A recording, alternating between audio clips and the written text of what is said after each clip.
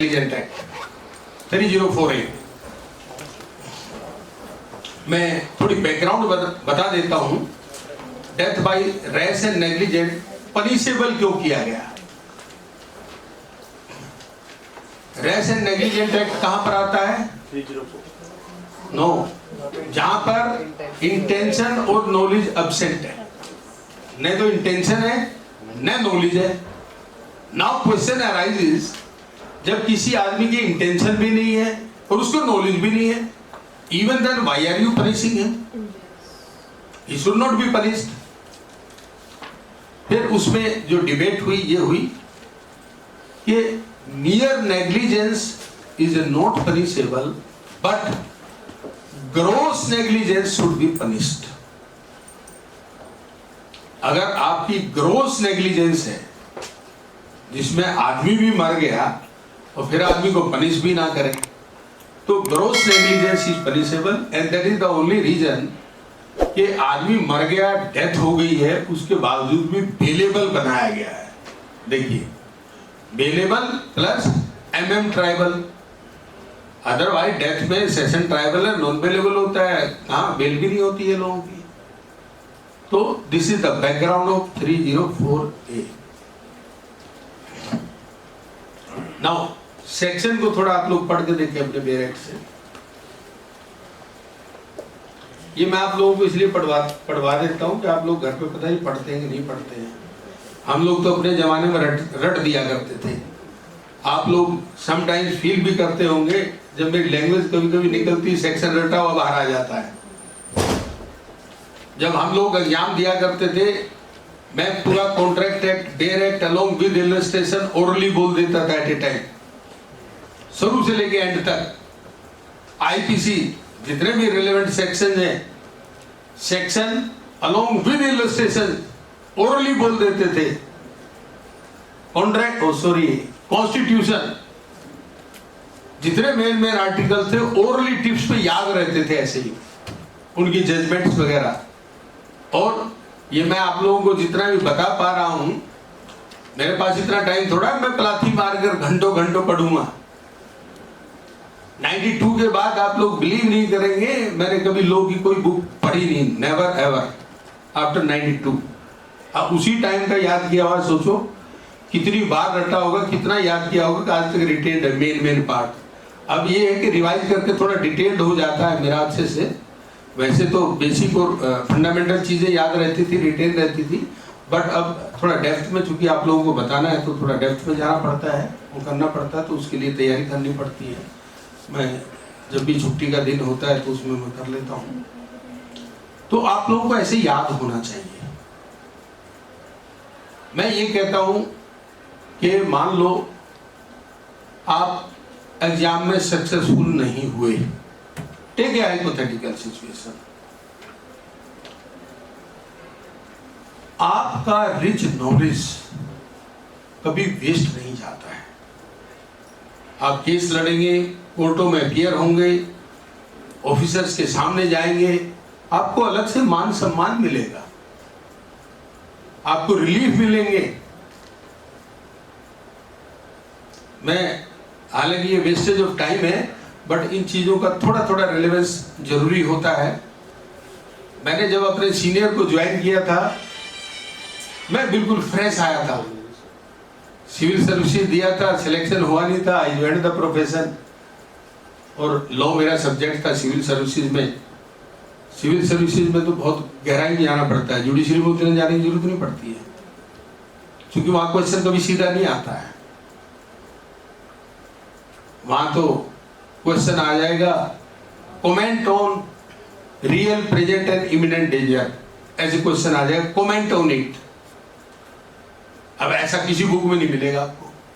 जब तक आपकी थोरो स्टडी नहीं है, आपको फॉर एंड अगेंस्ट नहीं पता है, आप उसको कमेंट नहीं दे पाएंगे। तो ऐसे करना पड़ता है। तो मैं सीनियर के पास रहा मुश्किल से 4 मंथ। अब जितने भी क्लाइंट आते थे वो कभी कहते थे शर्मा साहब वो आर्गुमेंट ऑन चार्ज है, आप डेट ले आना इसमें जाके। अब हमने पढ़ लिख रखा है, हमारे बस का नहीं हम जाके डेट ले लें। तो मैं आर्गुमेंट्स करके कहीं में डिस्चार्ज भी करा दिया या सब करा देते थे।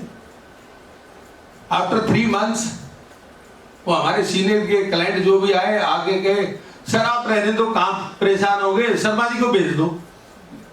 मतलब उनको ये लगने लग गया शर्मा जी बेटर परफॉर्म कर रहे कोर्ट में आके। तो हमारे सीनियर मुझे कहने लगे, वो टाइम एंड अगेन मुझसे पूछते थे, शर्मा जी इससे पहले आपने किसी को ज्वाइन नहीं किया? मैं कहा नो सर। उनको विश्वास ही नहीं होता था कि मैंने ज्वाइन नहीं किया किसी को, या मैं फर्स्ट टाइम आया हूं कोर्ट के अंदर। तो आफ्टर 4 months उनको ये थोड़ा डर लगने लगा मेरे क्लाइंट ही ना लेके भाग जाए। हालांकि हम उस कैटेगरी के आदमी नहीं थे, बट उन्होंने मुझे कहा now be independent, and I had to be independent. Knowledge बोलता है। आपको अगर नॉलेज है, कोर्ट में जाओगे, जब आर्गुमेंट्स करोगे, you have different type of confidence. आपका डिफरेंट टाइप का टेम्परामेंट होगा, नेचर होगा। क्रॉस करते टाइम बहुत बार लोगों को ये नहीं पता चलता हम क्रॉस किस लाइन पे करें, मतलब क्या है क्रॉस का। ट्रेस पास है, मैंने बहुत जगह देखा लोग वो उस पर रिसर्च करते रहेंगे। प्रॉपर्टी इसने कब खरीदी, आपने कब खरीदी, किससे खरीदी, ये खरीदी वो खरीदी। अरे ऑफेंस ट्रेस पास अगेंस्ट पोजीशन होता है। मैंने भी आप लोगों को बताया ना, जो सेटल्ड पोजीशन में है, इलीगली उसने कब्जा कर रखा है, इवन देन उसको राइट ऑफ प्राइवेट डिफेंस है अपनी प्रॉपर्टी को प्रोटेक्ट करने का।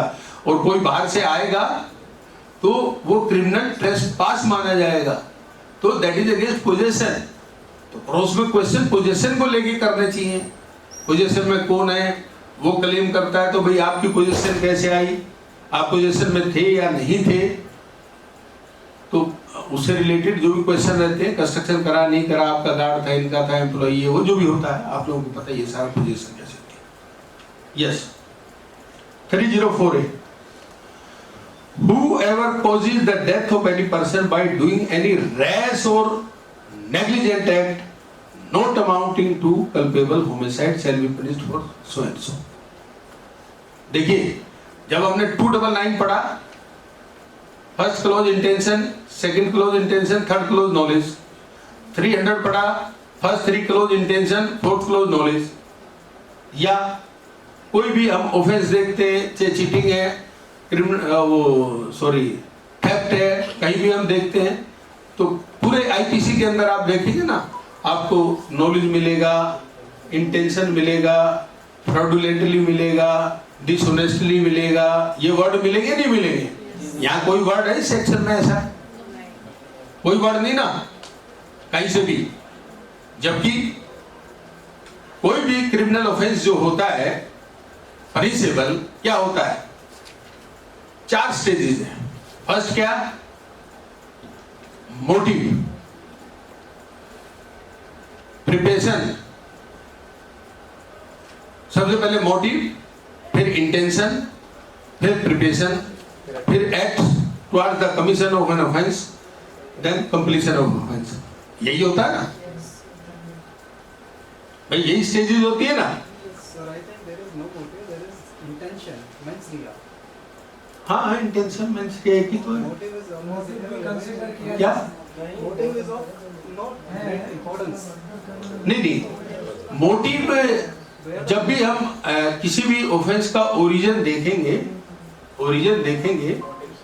यूजुअली स्टार्ट मोटिव से ही होता है। There are cases in which there is direct evidence, motive is of no importance. नहीं, मोटिव का इंपॉर्टेंस तब बन जाता है जब इंटेंशन को हम गैदर करते हैं। Case is based on circumstantial evidence, motive is of relevant. नहीं, सर्कमस्टांशियल एविडेंस पे हो ना हो, लेकिन इंटेंशन नॉलेज कहां से गैदर करोगे? आप यही तो कहेंगे। अगर देखो इसकी भाई एक बात बताओ, हम कोर्ट में जाते हैं, कहते हैं जी इसने चीटिंग कर ली हमारे पास, ठीक है, वो कहता है जी मेरी तो कोई मोटिव ही नहीं है, ना तो मेरे अकाउंट में पैसे आए हैं, ना मैं बेनिफिशियरी हूं, ना कुछ है, बोलते नहीं है। Maybe sir, from my standpoint, it is intention, preparation, attempt, and if it's successful. नहीं, अटेम्प्ट नहीं, Attempt is also. Attempt के बाद नो। No. मैं बताता हूं, जब अटेम्प्ट पढ़ाऊंगा मैं आपको बताऊंगा। अटेम्प्ट बाद में आता है। सबसे पहले intention, preparation, act, towards the commission of an offence. Sir, it is attempt. If it is unsuccessful.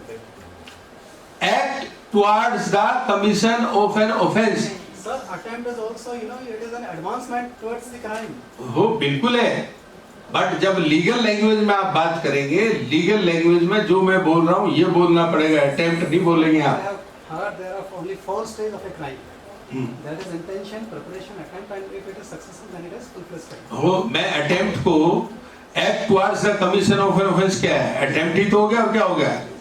मैं लीगल भाषा बोल रहा हूँ, आप सीधा 511 बोल रहे हैं। हाँ सर, 511 में तो सब सही। आप तो सीधा 511 पे आ रहे हैं, 511 तो नहीं है।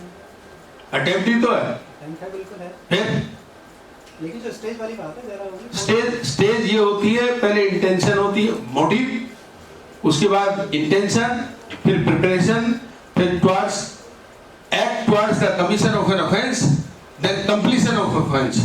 जब act towards the commission of an offence होता है उसको हम अटेम्प्ट बोलते हैं, which need not be penultimate act.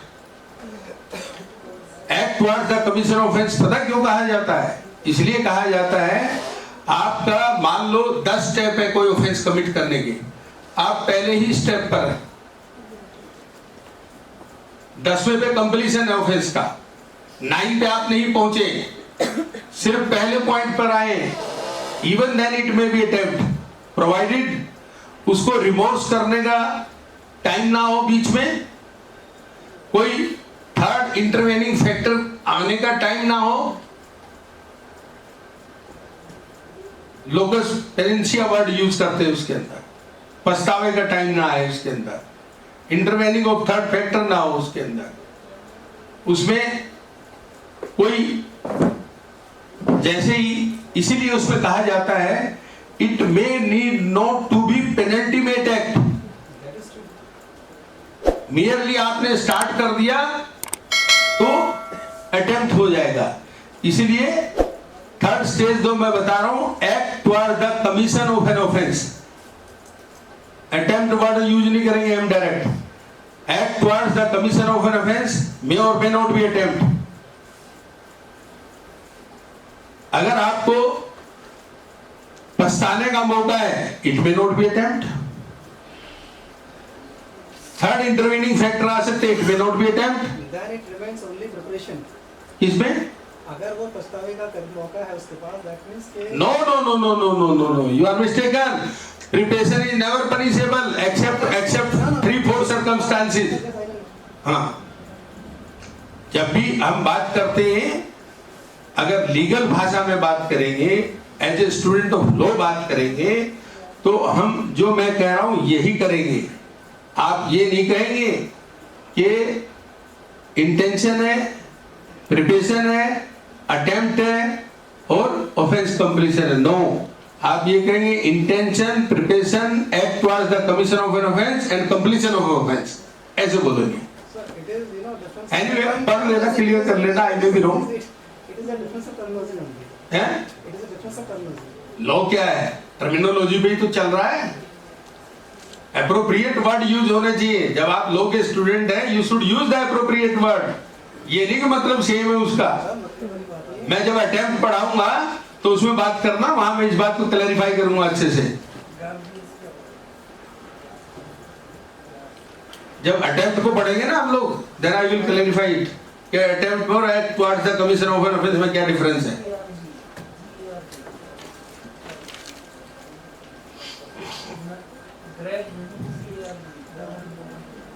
क्या होगा?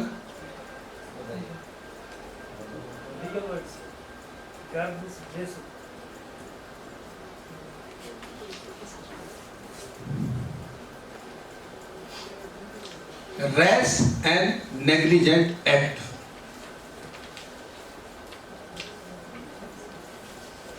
Rash and negligent act, if there is want of due care and attention, आपको ड्यू केयर एंड अटेंशन रखनी चाहिए थी, जिसमें आप फेल हो गए, then comes the next stage of rash and negligent act, and that's why it is punishable.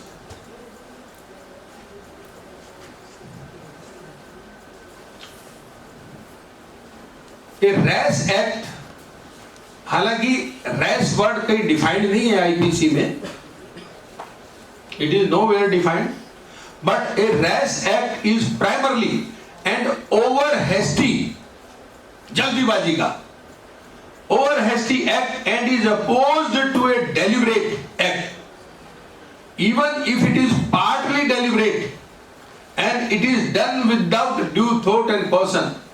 Illegal omission is act under this section and may constitute an offence if it is negligent. मैंने आपको बताया criminal law में commission and omission दोनों चलते हैं simultaneously. Omission से आप offence कर रहे हैं तो भी ऑफेंस है, कमीशन से कर रहे हैं तो भी ऑफेंस है। रेलवे फाटक थी, खुली थी, उसको गार्ड को बंद करनी थी, उसने बंद नहीं की, ट्रेन आई, किसी ने देखा फाटक खुला हुआ है तो ट्रेन का कोई टाइम नहीं होगा, वो वहां से गुजर रहा था, बस लेके गुजर रहा था, एक्सीडेंट हो गया, तो ओमिशन वर्ड है ना। अब अगेन अगर वो रेलवे फाटक को इंटेंशनली ओपन छोड़ता है कि आज मजे लेने, देखते हैं कितने लोग मरेंगे, नॉलेज है, then he will be held liable for culpable homicide.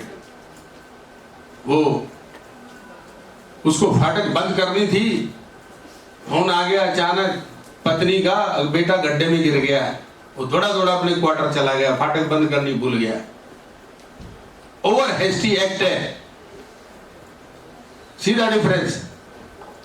वो दौड़ा गया, उसको अपने बच्चे की चिंता हो गई, उसकी वाइफ का फोन आ गया, फाटक बंद करना भूल गया, ओवर हेस्टी एक्ट था, वो दिमाग नहीं लगा पाया कि फाटक भी बंद करना था, दौड़ा दौड़ा वहां चला गया, मीनवाइल इंसिडेंट हो गया, रैश एंड नेग्लिजेंट एक्ट।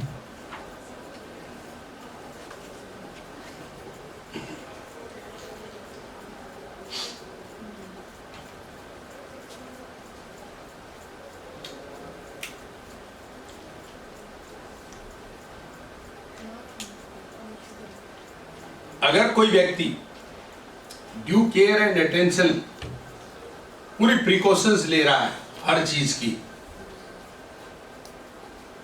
वो मार्केट से जा रहा है, क्राउडेड मार्केट है, उसके अंदर से गुजर रहा है, गाड़ी लेके जा रहा है, कम स्पीड से धीरे धीरे लेके जा रहा है, वहां से जैसे ही भीड़ के अंदर से गुजर रहा है, अचानक कोई बच्चे की उंगली पकड़ के मम्मी जा रही थी मार्केट में दुकान पे, वो मम्मी ने जब तक वो दुकानदार से बात की और उसका हाथ छूटा कुछ कहने के लिए, बच्चा दौड़ के उधर रोड पे चला गया और बस के नीचे या गाड़ी के नीचे आके मर गया। It is not his rash and negligent act. वो बेशक 304A में FIR भी हो जाती है, चार्जशीट भी फाइल हो जाती है, बट अगर ये प्रूव कर देते हैं हम कि हमने पूरी ड्यू केयर एंड अटेंशन ली थी, then I shall not be held liable for my act.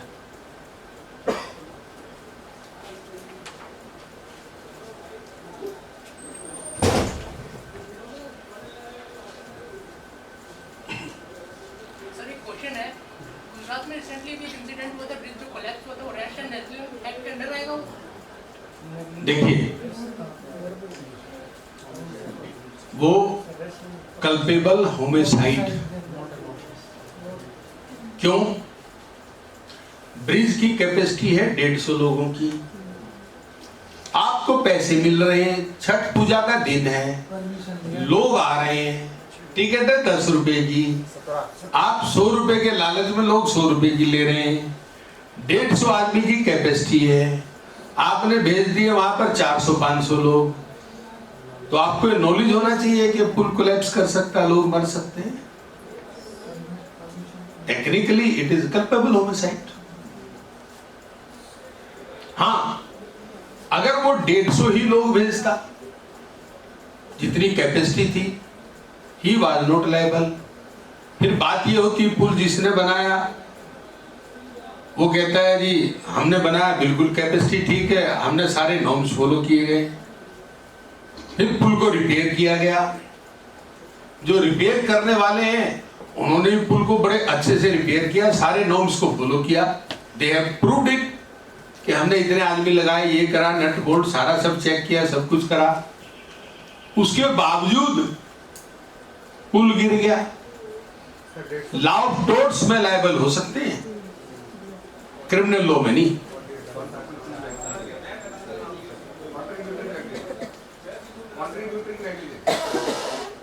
उसमें नहीं, contributory negligence is entirely different, we will come to that also.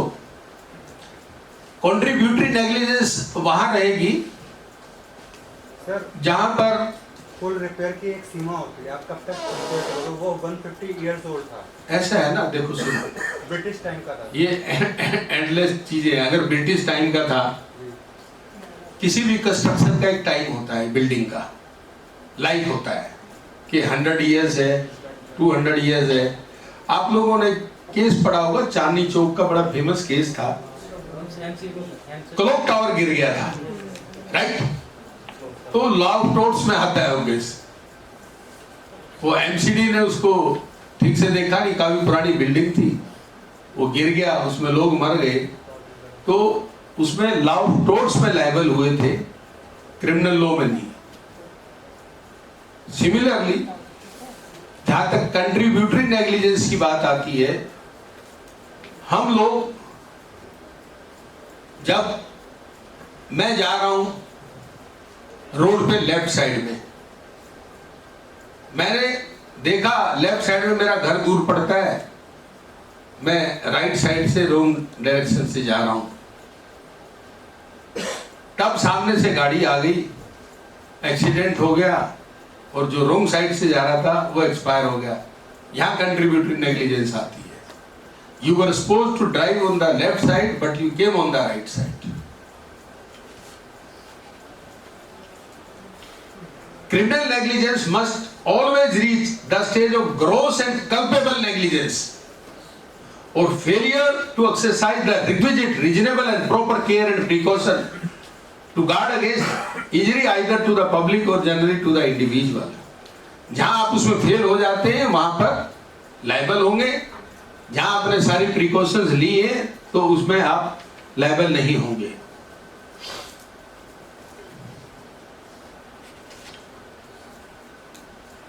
बच्चे को लेडी कैरी कर रही है, आपने कोई डिस्प्यूट हुआ, उस लेडी को सिंपल ब्लो मारा, वो लेडी ऐसे हो गई, मैंने पहले ही बताया था, और बच्चे को लगा, बच्चा तो चूंकि छोटा बच्चा था, मुक्का लगा, बच्चा मर गया। रैश एंड नेग्लिजेंट एक्ट हो सकता है, कल्पेबल होमिसाइड नहीं हो सकता।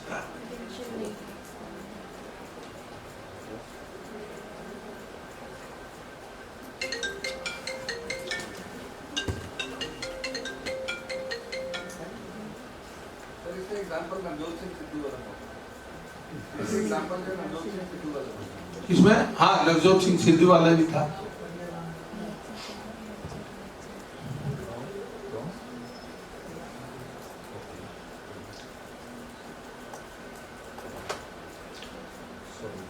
किसी लेडी का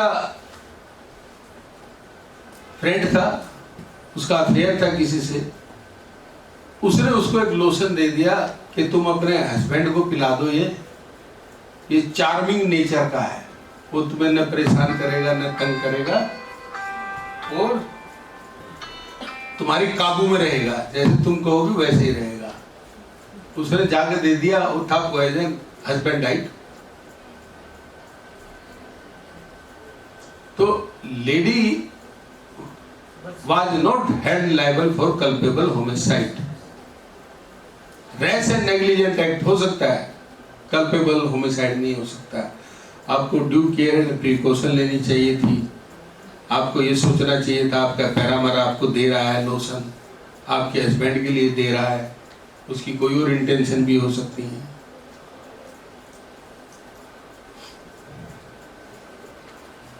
क्योंकि उसको पता नहीं था लेडी को तो कि इसके अंदर पॉइजन है। ये हालांकि ये डिसाइडेड केसेस है जो मैं बता रहा हूं, बट ये आप लोगों को मैं केसेस के नाम बताऊंगा ना तो आप लोग कंफ्यूज हो जाओगे नेसेसरली। जैसे वो बच्चे वाला था, वो बुधिया का केस है 1888 का। ये मुसमेट बखान वो केस है जो मैंने बताया इसको। एक आदमी ने बॉक्सेस भेज दिए बाय ट्रेन, उनमें फायर क्रैकर्स या कुछ ऐसा एक्सप्लोजिव सब्सटेंसेस भेज दिए। वो जहाँ ट्रेन पे उतरे तो उन्होंने कहा कि इसमें तो भाई हमारा वो है आयरन रोड्स हैं या कोई और मटेरियल है, तो कुली जो उतारेंगे उसको तो उसी ढंग से पटकेंगे। एक्सप्लोजिव सब्सटेंस पे तो जैसी फोर्स आएगा फट जाएगा वो। अगर उनको ये पता होता कि इसके अंदर एक्सप्लोजिव सब्सटेंस है तो वो बड़े आराम से रखते हैं। वो तो ऐसे ही फेंकेंगे, फिर डिब्बे जैसे उठा के फेंकते हैं जिस ढंग का मटेरियल है। उसमें एक्सप्लोजन हो गया, कई लोग उसमें मर गए, वहां एक्सपायर हो गए उसके अंदर। तो जो कुली थे they were not held liable for culpable homicide. हालांकि जो जिस आदमी ने भेजा होगा उसको नॉलेज था, उसको कल्पेबल होमिसाइड के लिए हम लायबल कर सकते हैं, नॉलेज इंप्यूट कर सकते हैं। जो एक्सप्लोजन होगा तो आदमी मर सकता है।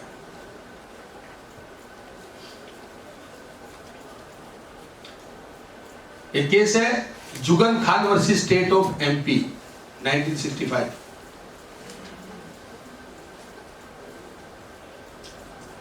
रजिस्टर्ड होम्योपैथिक डॉक्टर थे। उन्होंने एक दवाई दी और उस दवाई के साथ कुछ होते हैं ना लोकल वैद्य, ये दवाई के साथ तुलसी के पत्ते भी खा लो जी ठीक हो जाओगे, इसके साथ आप कड़ी पत्ते के पत्ते खा लो। उसने कहा धतूरा खा लो इसके साथ। तो जिस व्यक्ति को दिया, जो उसने मेडिसिन दी थी वो थी, नाम है उसका स्ट्रामोनियम, और उसके साथ धतूरा दे दिया। हालांकि आप लोगों को कोई लेना देना नहीं इन चीजों से, ये वर्ड याद करने की जरूरत भी नहीं है, बेसिक लो पता होना चाहिए। धतूरे का पत्ता दे दिया, जिस आदमी को दिया उसको जो भी रिएक्शन हुई डाइट। लेकिन ये एस्टेब्लिश नहीं हो पाया कि डॉक्टर को ये नॉलेज था या पता था कि धतूरा साथ में अगर दे देंगे तो आदमी मर सकता है। तो he was held liable for rash and negligent act only, not culpable homicide.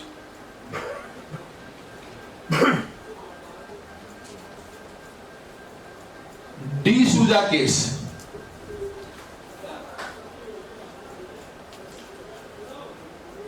Doctor होते हैं, उनका एक कंपाउंडर होता है। वो कंपाउंडर को पता होता है कि भाई इनको ये दवाई दे दो, इनको ये दवाई दे दो, या कुलीन की दवाई देनी है, वहां रखी है बोतल, यहां रखी है। तो जहां पर वो बोतलें रखी हुई थी वहां पे गलती से एक पॉइजन की बोतल भी रखी हुई थी, छोटी सी, वहीं पे, जिसपे लेबल भी लगा हुआ था कि पॉइजन है इसमें। जब वो मिक्सचर बना रहा था दवाई का तो उसने रूटीन में उठाई वहां से, कि यहाँ तो डॉक्टर साहब यही रखते हैं, सारी उठाई, ली, डाली, दवाई दे दी, और उसमें कई लोग मर गए।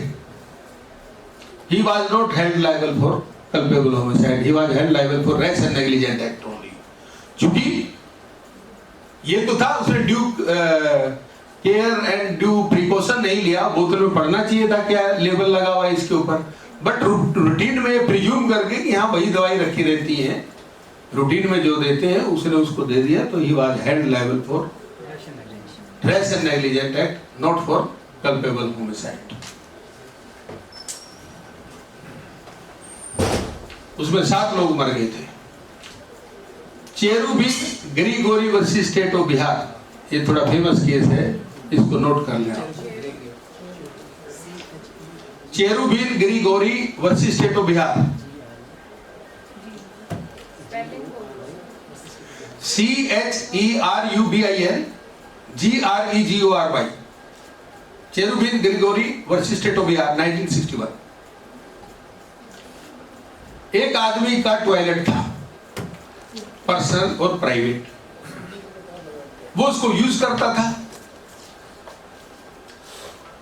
अब उस पे दरवाजा नहीं था।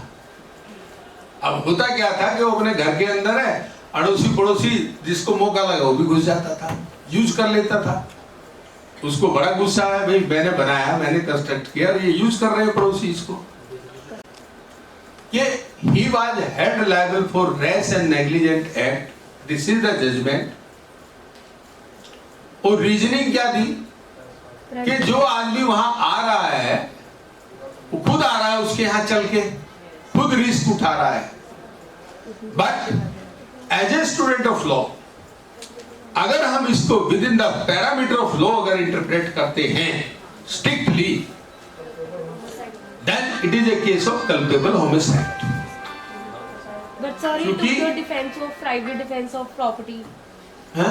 उसमें sir private defense of property। But in case you have exceeded your right of private defense, Yes. then you shall be held liable। Yes. It should be reasonable। It should be commensurate। Sir, there was no warning at all. इसमें इसमें No कोई warning. warning नहीं भी हाँ, रखी, no warning। live है। हाँ हाँ वो वार्निंग भी नहीं थी, वार्निंग चाहे होती भी थोड़ी देर में सोची। उसमें बताया कि he was having live। ओहो, अगर मान लो वार्निंग भी लगा देता वहां पर,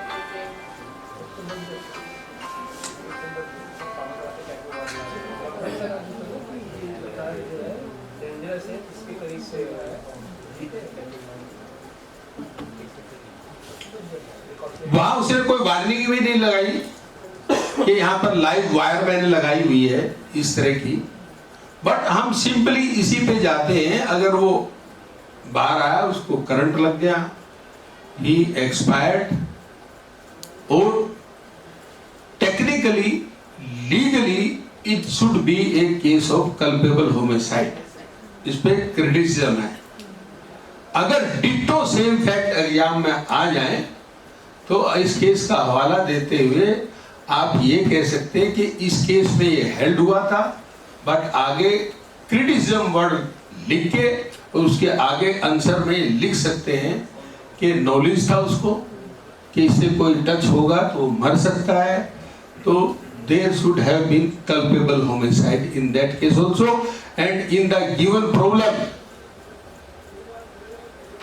अगर एग्जाम में आता है तो I am of the opinion that it is a case of culpable homicide.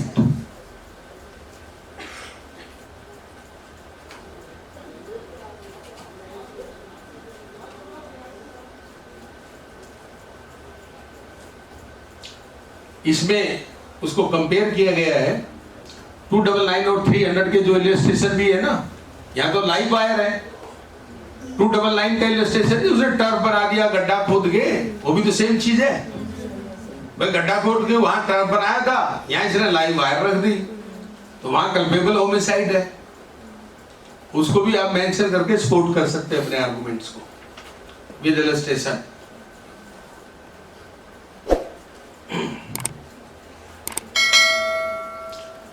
एक आदमी गाड़ी चला रहा है, रात का टाइम है, रोड अंडर रिपेयर है, धूल है रोड पे, कच्चा है जब रिपेयर हो रही है तो।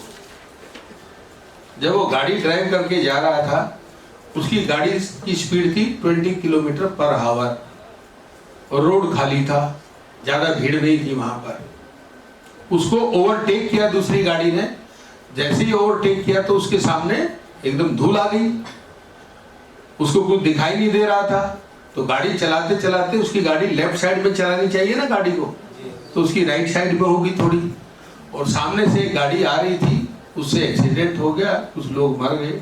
He was held liable for रेश एंड नेग्लिजेंट एक्ट।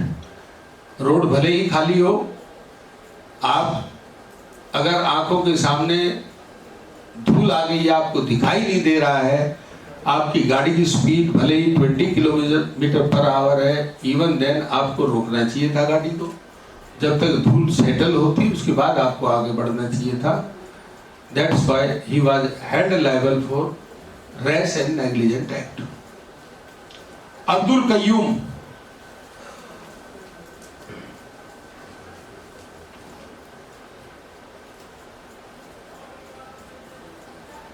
ये केस है,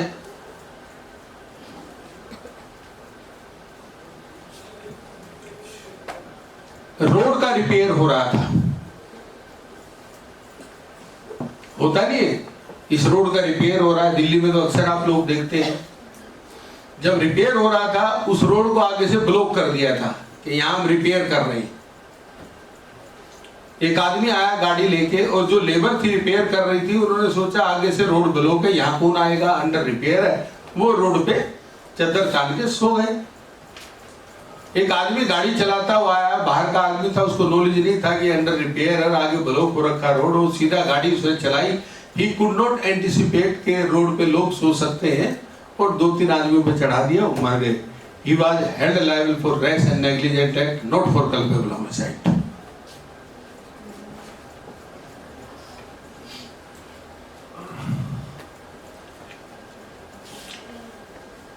गाड़ी के अगर ब्रेक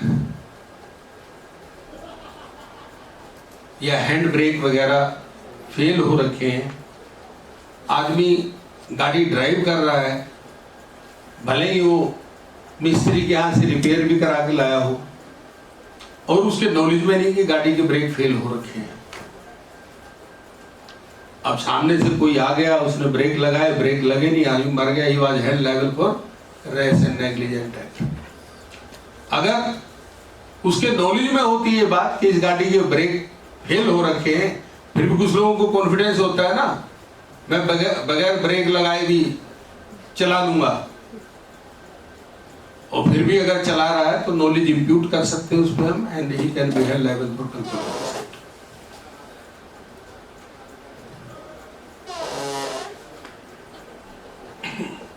इस कंडीशन में अगर ब्रेक ही फेल है हो गई है और चला रहा है तो सर उसकी कंट्रोल में तो है ही नहीं, उसको रेशन एम्बुलेंस के लिए कैसे लायबल कर सकते? अरे ऐसा है, सुनो,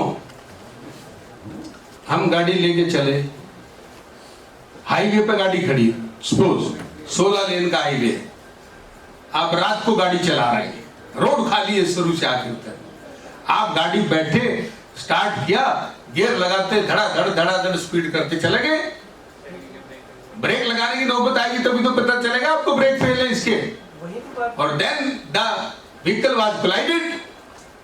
अगर उसको पता चल गया कि ब्रेक फेल है इसके, अगर पता चल गया पहले से, मान लो पहले गियर में लगाई उसने, हल्का सा ब्रेक लगाया, वो तो साइड में लगा लेगा, वो चलाएगा ही नहीं गाड़ी को।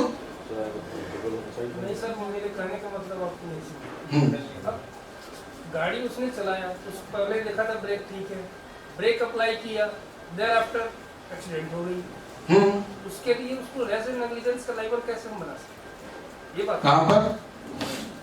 In the event of accident, after applying the brake, गाड़ी नहीं रुकी और जाती। अच्छा, आपका कहना ये है कि गाड़ी ठीक थी, उसने ब्रेक क्लच सब चेक कर लिए, दबा के देखे, सब कुछ करा, सब ओके था, उसके बाद गाड़ी चलाई, उसने ब्रेक दबाया, उसका मान लो प्रेशर ब्रेक है वो फट गया नीचे से, जब उसने दबाया उसके बाद एक्सीडेंट हो गया, then he will not be held liable for that. Due care and precaution थी उसकी क्या गलती है उसमें? Then he will not be held liable for rash and negligent act. Rash and negligent का एक्ट का मैंने from the very beginning I have told, gross negligence होना चाहिए.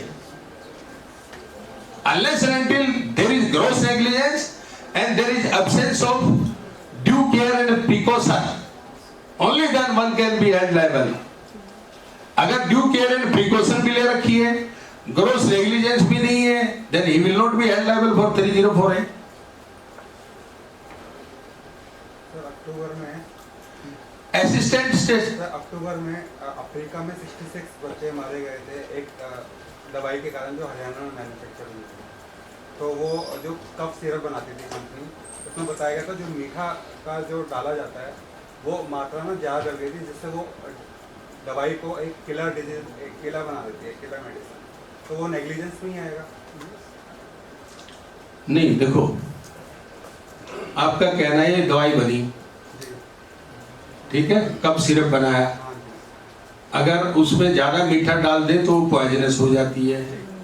जो मैन्युफैक्चरिंग कंपनी थी उनसे गलती से मीठा ज्यादा डल गया, जी ज्यादा डल गया ना।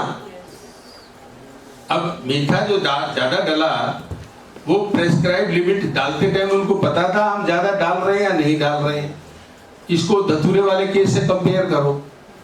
अगर उनको ये नॉलेज है कि मीठा ज्यादा डालने से पॉइजनस हो जाएगा, then they will be held liable for culpable homicide.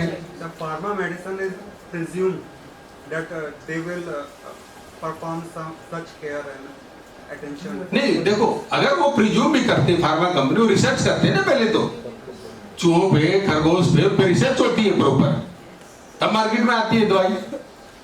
ऐसे थोड़ा बना के मार्केट में भेज देते हैं। अगर उन्होंने ड्यू केयर एंड प्रिकॉशन ली है, रैबिट पे, उन पे, खरगोश पे, सबसे करा। अब ये वैक्सीन के नहीं एक्सपेरिमेंट हुए। हमारे जो चीफ जस्टिस है advocate Sharma ji, he was also subject of trial. जो वैक्सीन बनी थी ये चेक करने के लिए ह्यूमन बीइंग में ये इफेक्टिव है कि नहीं है, इन्होंने ली डोज। ये उसमें जो ट्रायल होता है ना कुछ लोगों पे, मान लो वो डोज दी, कितनी जाने से क्या होगा, आदमी मर जाए, they will not be held liable neither for gross negligence nor for culpable homicide. वो दवाई बना रहे, प्रिकॉशन ले रहे हैं, और apart from that see section 80, अगर कोई आदमी कंसेंट दे रहा है जानबूझ के, 87 के आसपास है 305 का 5 हैं? 300 का जो 5 एक्सेप्शन है, 5 तो है ही। अरे वो देखो ना 87 कौन सा है? कोई आदमी जानबूझ के रिस्क ले रहा है, पहलवान है, कबड्डी में गया कुश्ती लड़ने, उसको पता है तगड़े पहलवान के साथ कुश्ती कर रहा है, उसमें मर भी सकता है, उसने उसके घर तक मरोड़ी, वो मर गया। No offence has been committed. है 87 ही है ना? हाँ, तो वो है, separate section is there for that. इसमें दो चीजें हैं, एक्ट्रेस भी है एंड मेंस भी है। किसमें? रैश एंड नेग्लिजेंट वाला जो अफेयर है, हाँ जो जैसे ये बोल रहे थे कि उसको पता था नहीं पता था, उसमें मेंस भी है और एक्ट्रेस भी है। हाँ तो मेंस भी है, where there is mens भी है, then it is culpable homicide. Where there is actress भी है, then it is rash and negligence. जो भी है, ऐसे है, फिर वही बात आ गई, भाषा का अंतर है। मैंने डे 1 पे पहले ही लेक्चर में कहा था, एक्टस रियस क्या होता है? Physical act. मेंस रिया क्या है? It has been differently defined in the IPC. कहीं मेंस रिया को इंटेंशन कहा गया, कहीं मेंस रिया को नॉलेज कहा गया, कहीं मेंस रिया को फ्रॉडुलेंटली कहा गया, कहीं मेंस रिया को डिसऑनेस्टली कहा गया। यही है ना? तो अगर एक्टस रियस और मेंस रिया, जब दोनों actus reus plus mens rea results into an offence, आपका एक्टस रियस भी है और मेंस रिया भी है, देन आपका वो एक्ट कंप्लीट होता है and that is punishable by a statute or law existing within the territory of any country, then it is an offense. अगर actus reus भी है, mens rea भी है, punishable नहीं है, it may also be the case. आपका actus reus भी है, mens rea भी है, but even then it is not punishable by any statute. Even then it is not an offense. तो यहाँ मैंने बताया कि जहां इंटेंशन और नॉलेज एब्सेंट है वहां रेस एंड नेग्लिजेंट एक्ट आता है। इंटेंशन और नॉलेज अगर एब्सेंट है मींस मेंस रिया एब्सेंट है, क्योंकि मेंस रिया ही तो है इंटेंशन और नॉलेज। वो एक्टस रियस मेंस रिया ये वो मैगजीम है, उसके लैटिन वर्ड्स हैं। हम यहाँ इंडियन में हम कहेंगे इंटेंशन और नॉलेज कहेंगे। जैसे कल्पेबल होमिसाइड को ब्रिटिश लॉ में मैनस्लॉटर कहते हैं, उसमें कंफ्यूज होने की कोई जरूरत नहीं। असिस्टेंट स्टेशन मास्टर ने अपने सबऑर्डिनेट्स को कहा, वो कहता है ना वो सिग्नल ठीक कर दो, ट्रेन आ रही है, वो लाइन पे धक्का देके मिलाते हैं ना, बम्बई वाली लाइन को उस वाली लाइन से जोड़ते, दिल्ली वाली से इस ढंग से, तो उनका एक सिस्टम होता है, वो लाइन को इधर कर दे तो इस पटरी पे आ जाएगी ट्रेन, उधर धक्का मार देंगे तो उस पटरी पे आ जाएगी। उसने अपने सबऑर्डिनेट्स को डायरेक्शन दी कि आप उस लाइन को इधर जोड़ दो, इसको इधर जोड़ दो, ट्रेन आ रही है। वो उन्होंने गलती से उल्टा कर दिया जाके, जैसे बताया था, और 2 ट्रेन में कोलिजन हो गया, लोग मर गए। Now question arose whether the assistant station master is liable for their act and for this act उसने डायरेक्शन दी थी, he was held liable. Reason being कि उसको ड्यू केयर एंड प्रिकॉशन लेनी चाहिए थी। He was supposed to go and check ये ठीक ठाक से करके आएंगे नहीं सबऑर्डिनेट। जब वो सुपरवाइजरी पोजीशन में उसको सुपरवाइज करना चाहिए। हम प्रैक्टिकली तो डे टू डे लाइफ में ये मान के चलते यार मैं बोल दूंगा अपने स्टाफ को राहुल उतार बार ठीक लगा दे माइक के, मैं मान लेता हूँ लगा दिए होंगे उसने। लेकिन अगर कोई सुपरवाइजरी पोजीशन में है तो उसको प्रॉपरली आके चेक वेक करना चाहिए ना, आवाज फट तो नहीं रही, ये नहीं हो रहा, वो नहीं हो रहा है। उसने वो चेक नहीं किया प्रॉपरली जाके, तो on that ground he was held liable for rash and negligent act. ये श्रीपति पांडे डिसाइडेड केस है 84 का।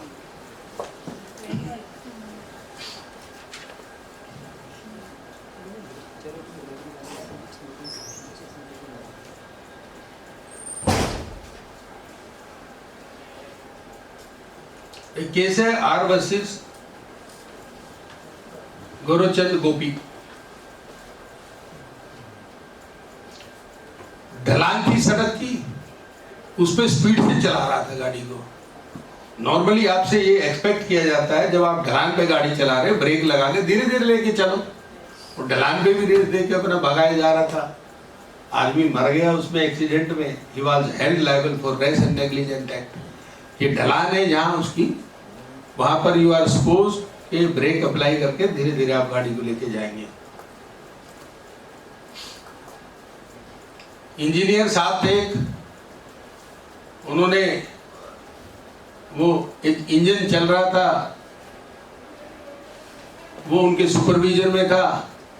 वो एक छोटे से बच्चे को उसका कोई हैंडल पकड़ा के छोड़ के चले गए कि इसको देख लेना। बच्चा कॉम्पिटेंट नहीं था वो काम करने के लिए, उसको लगा पकड़ के बैठा रहेगा इसको हैंडल कर लेगा। बच्चे से मैनेज नहीं हुआ, एक्सीडेंट हो गया, आदमी मर गया। ही was held liable for rash and negligent act. Mismanagement था उसका।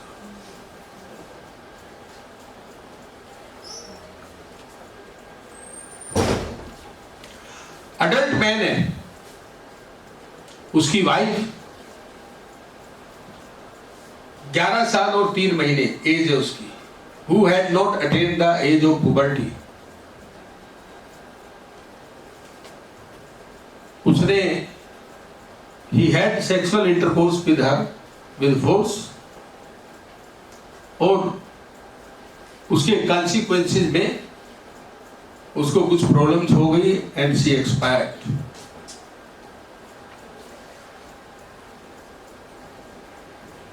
He was held liable for rash and negligent act। But अगर इंडिया में हो क्या होगा बताओ? ये ब्रिटिश लॉ है। अरे पत्नी है सर, पत्नी है तो 15 साल से नीचे की है। अगर आप 376 को पढ़ेंगे वहां से ओरिजिन है, फिर पोक्सो पे आएंगे। वाइफ की एज 15 साल से नीचे, 15 साल से नीचे है तो उसकी कंसेंट इमेटेरियल है, रेप होगा। 15 साल से ऊपर है तो कंसेंट होनी चाहिए, राइट? पहली बात तो रेप हो गया, ठीक है। अब चूंकि पोक्सो आ गया है सेपरेट स्टैट्यूट, तो it will be covered under that. लेकिन ये चूंकि ब्रिटिश केस है, वहां जो भी लॉ रहा होगा वहां ही was held liable for rash and negligent act. अगर इंडियन कॉन्टेक्स्ट में प्रॉब्लम आ जाती है तो मैंने तो कह दिया रैश एंड नेग्लिजेंट एक्ट है। आप लोग कह देंगे एग्जाम में प्रॉब्लम आ गई तो विनोद शर्मा ने तो ये बताया था रैश एंड नेग्लिजेंट, पता चला रैश एंड नेग्लिजेंट लिख के आ गए आंसर में आप। नो, मैं ये प्रॉब्लम इसलिए बता रहा हूँ, दोनों एंगल से बता रहा हूँ। ब्रिटिश लॉ में ये हेल्ड हुआ था, बट इंडियन लॉ में ये नहीं होगा। इंडियन लॉ में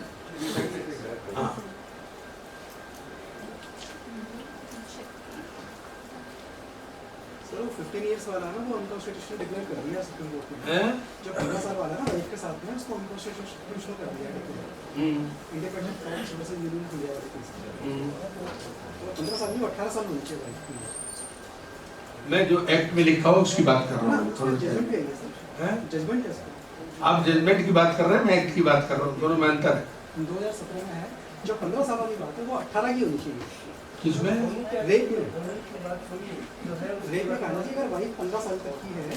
स्टैट्यूट में अमेंडमेंट हुआ है? सर जजमेंट नहीं, statute has been amended. No then अभी हम आईपीसी पढ़ रहे हैं, as a student of law पढ़ो। As a student of law ये है, स्टैट्यूट में ये लिखा हुआ है, और जब तक स्टैट्यूट अमेंड नहीं होता है, नो डाउट अंडर 141 ऑफ constitution of India, any judgment delivered by the Supreme Court that is law of the land within the territory of India, unless and until it has been repealed or altered or amended by the Parliament of India. So that means तो this judgment has no हाँ, तो अब वो 18 वाला चलेगा उसमें।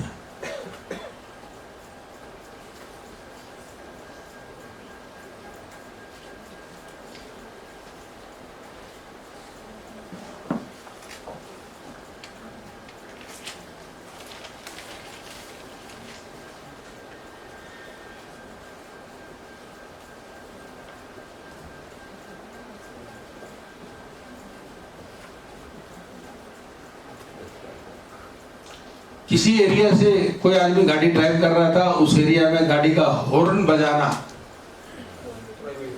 Prohibited था, उसके बावजूद उस आदमी ने वहां से गाड़ी चलाई।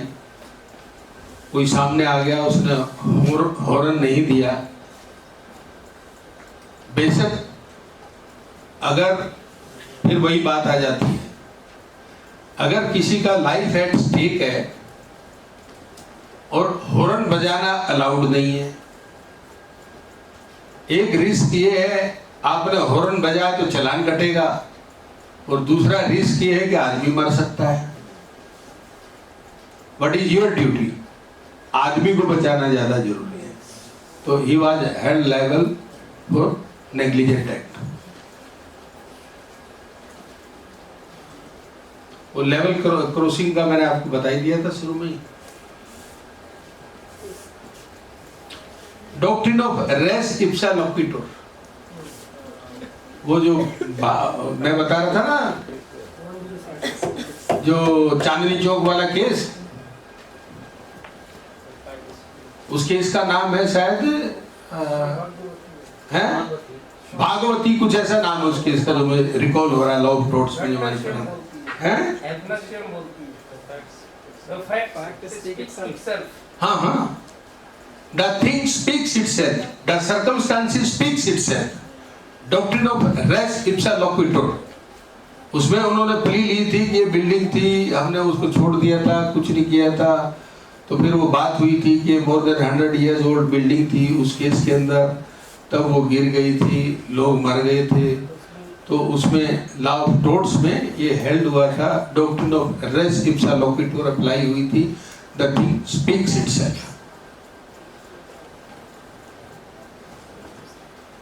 चलो आज ये इतना ही करेंगे।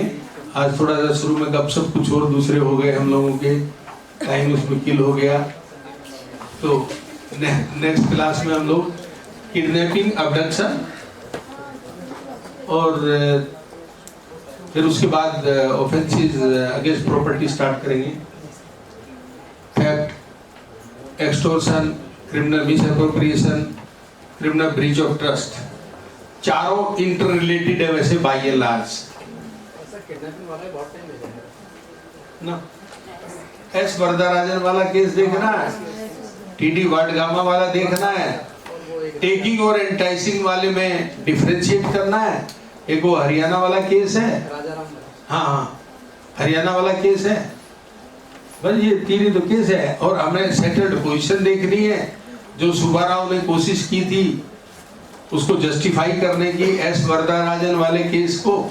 वो लड़की की एज थी 17 साल कुछ महीने कुछ दिन, कि भाई वो किडनैपिंग नहीं मानेंगे, लेकिन स्टैट्यूटरी प्रोविजन के हिसाब से किडनैपिंग था, वो रॉन्ग डिसीजन था। फिर सुब्बाराव ने कोशिश की दूसरे केस में जस्टिफाई करने के लिए उस चीज को, बट इन सब्सिक्वेंट जजमेंट दोबारा ये बात आ गई थी कि टेकिंग और एंटाइसिंग, लाफुल गार्जियन की पोजीशन से सिंपली टेक अवे करना, ले जाना उनकी पोजीशन से विदाउट देयर कंसेंट, किडनैपिंग माना जाएगा। और एंटाइसिंग वर्ड, तो उसमें ये थोड़ा इंटरप्रिटेशन दिया गया था, जो एंटाइसिंग है उसके अंदर कुछ ये होना चाहिए, उसने उसको एंटाइज किया, लालच दिया, कुछ करा, ये सब कुछ है तो किडनैपिंग होगी। एक्टिव पार्टिसिपेशन है तो, अगर नहीं है तो किडनैपिंग नहीं मानी जाएगी। बट सब्सिक्वेंटली ये हेल्ड हुआ कि नहीं, वो उस चीज को समझने की बात इतनी ही है कि जो बीच में थोड़ा डेविएशन आया था, कोर्ट ने उसको फिर नहीं माना था, फर्दर अपहोल्ड नहीं किया था। और as of date settled position ये है, आपने चाहे टेकिंग की हो या एंटाइसिंग की हो, सिंपली लॉफुल गार्जियन की पोजीशन से अगर आप बच्चे को ले गए विदाउट देयर कंसेंट अगर ले गए हैं तो किडनैपिंग मानी जाएगी। बट इसमें डिफरेंट वर्जन मैं आप लोगों को दूंगा कि इलेजिटिमेट चाइल्ड है, फादर अगर ले जाता है, या बच्चे की कस्टडी है गार्जियन अबार्ट्स एक्ट के अंदर। सर उसका एक्सप्लेनेशन भी दे रखा है इसमें ये जो 363 वाले जो सेक्शन है 363 एक्सप्लेनेशन दे रखा है कि फादर है अपने चाइल्ड को लेके जाता है। तो उसमें जजमेंट भी है, जैसे पोजीशन में वो कस्टडी मिल गई है माँ को, फिर भी वो ले जा रहा है तो अपने बच्चे की भी किडनैपिंग मानी जाएगी क्योंकि लॉफुल गार्जियन किसका है। या वाइफ बच्चे को लेके चली जाती है, छोटी लड़की को लेके चली जाती है, किसी के यहाँ चली जाती है, हालांकि जो वहां तक जा रही है तो किडनैपिंग नहीं मानी जाएगी क्योंकि वो भी लॉफुल गार्जियन है। लेकिन वहां ले जाके जिसके यहाँ लेके गई है उसके भाई से उसकी शादी कर दी उसने without the consent of her husband, then it is the case of kidnapping. तो ऐसे ये थोड़ी बारीक चीजें उनको डिस्कस